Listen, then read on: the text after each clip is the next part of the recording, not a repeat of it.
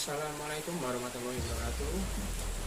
Pertama-tama perkenalkan, saya Ujat Laksono dari Prodi S1 Teknik Informatika dari cabang Stekon Kendal. Perkenankan saya untuk mempresentasikan tentang materi haki. Haki. Kita di sini akan membahas tentang haki. Bukan itu beda. Haki di sini adalah hak atas kekayaan intelektual. Jadi apa itu haki? Haki itu adalah hak eksklusif yang suatu peraturan kepada seseorang atau sekelompok orang atas karya ciptanya. Kata intelektual tercermin bahwa objek kekayaan intelektual tersebut adalah kecerdasan, daya pikir atau produk pemikiran manusia berdasarkan WIPO atau World Intellectual Property Organization 1988 ayat 3.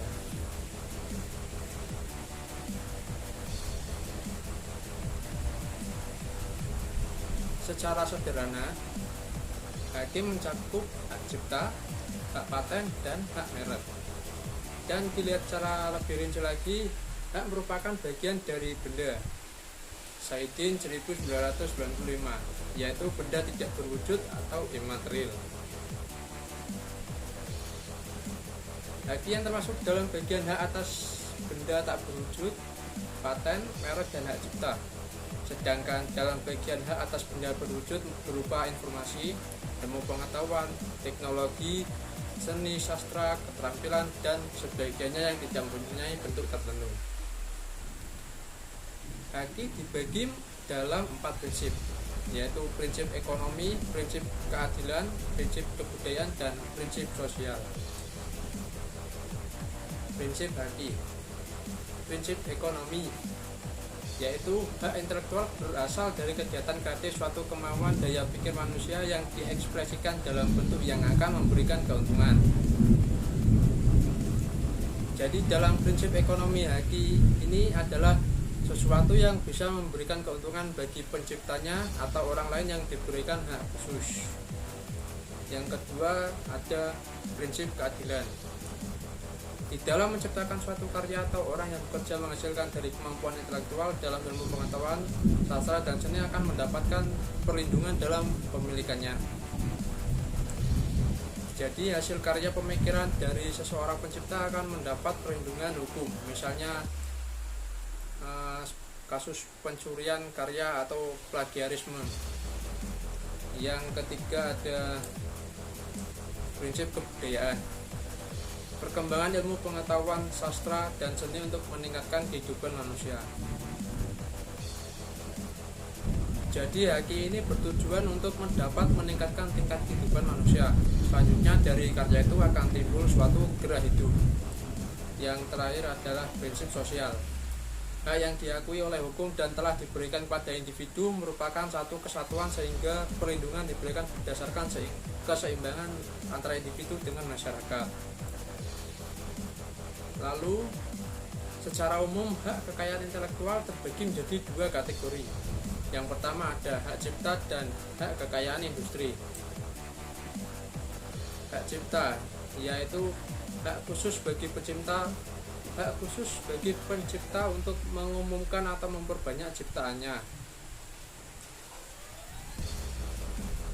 Untuk mendapat hak cipta ini, pencipta mendaftarkan karyanya untuk mendapatkan perlindungan.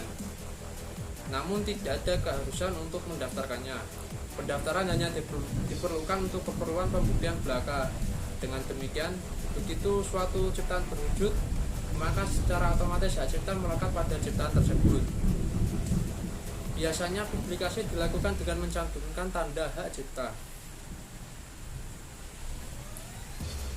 Subjek hak cipta termasuk pencipta, yaitu orang yang menciptakan suatu karya dari pemikirannya, dan pemegang hak cipta.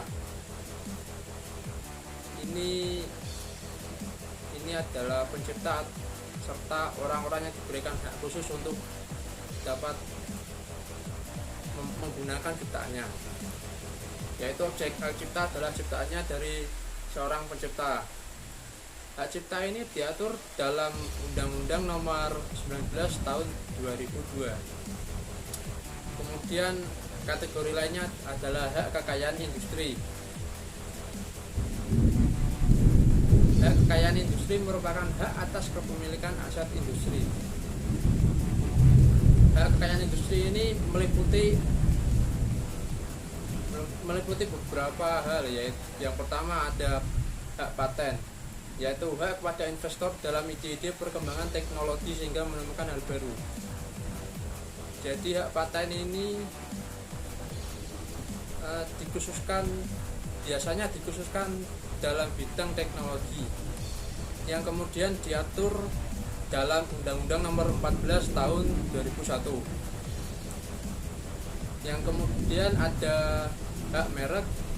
Merek adalah tanda yang digunakan untuk membedakan produk dari suatu industri. Ada 4 jenis merek. Ada 4 istilah merek. Yang pertama adalah merek dagang. Adalah merek yang digunakan pada barang yang diperdagangkan oleh seseorang